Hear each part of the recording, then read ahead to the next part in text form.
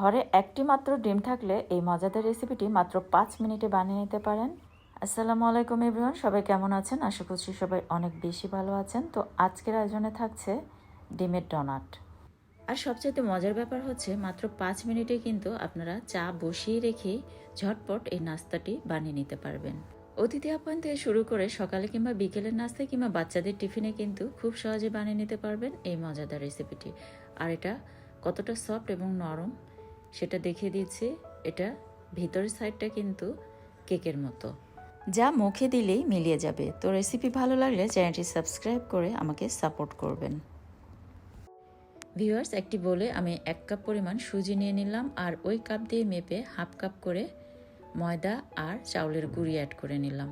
2 table চামচের মতো চিনি অ্যাড করে দিলাম। আপনাদের স্বাদ মতো কিন্তু আপনারা চিনিটা বাড়িয়ে বা কমিয়ে অ্যাড করে নিতে পারেন। আর 2 চা চামচ দিয়ে দিলাম পাউডার মিল্ক, একটুখানি লবণ অ্যাড করে দিলাম, আর একটি ডিম ভেঙে দিয়ে দিলাম।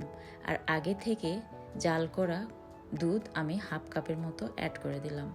দিয়ে এটাকে খুব ভালোভাবে মিক্স করে নিচ্ছি। আর এটা মিক্স করার পর যদি একটু শক্ত টাইপের মনে হয়, সেক্ষেত্রে আপনারা কিন্তু এখানে আরেকটি ডিম ভেঙে অ্যাড করে দিতে পারেন, কিংবা আরেকটু লিকুইড মিল্ক অ্যাড করে নিতে পারেন। তবে আমি কিন্তু পানি দিয়ে করে নিয়েছি। আর এটাকে কিন্তু খুব ভালোভাবে এভাবে ফেটিয়ে নিতে হবে। তো এটাকে খুব ভালোভাবে সেট হওয়ার জন্য আমি 10 মিনিট ঢাকনা দিয়ে ঢেকে রেখে দিচ্ছি। তো 10 মিনিট পর ফিরে এলাম, আর এটার কনসিস্টেন্সিটা এখন দেখিয়ে দিচ্ছি। ঠিক এমন হবে। তো এখন এটাকে ভেজে নেওয়ার পালা। তো চুলে একটা প্যান বসিয়ে দিয়েছি, আর তেলটাকে হালকা একটু গরম করে নিয়ে কিন্তু এটাকে দিয়ে দিতে হবে।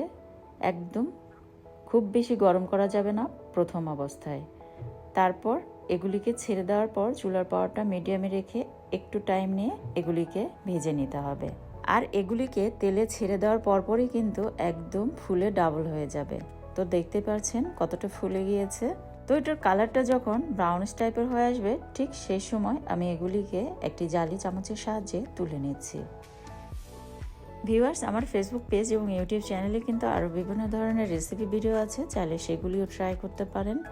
আর আমার ফেসবুক পেজ এবং ইউটিউব চ্যানেলের কোনো একটি ভিডিও ভালো লেগে থাকলে অবশ্যই আমাকে সাপোর্ট করবেন। আর যে কোনো রেসিপি কিন্তু খুব সহজভাবে উপস্থাপন করার চেষ্টা করি। তো আশা করছি বরাবর মতো আজকের রেসিপিটিও আপনাদের কাছে অনেক সহজ আর ভালো লেগেছে। এটার উপরের সাইডটা ক্রিস্পি এবং ভিতরের সাইডটা নরম কেকের মতো, যেটা কিনা মুখে দিলেই মিলিয়ে যাবে। তো রেসিপি ভালো লাগলে চ্যানেলটি সাবস্ক্রাইব করে আমাকে সাপোর্ট করবেন। পরবর্তী রেসিপি দেখার আমন্ত্রণ জানিয়ে বিদায় নিচ্ছি।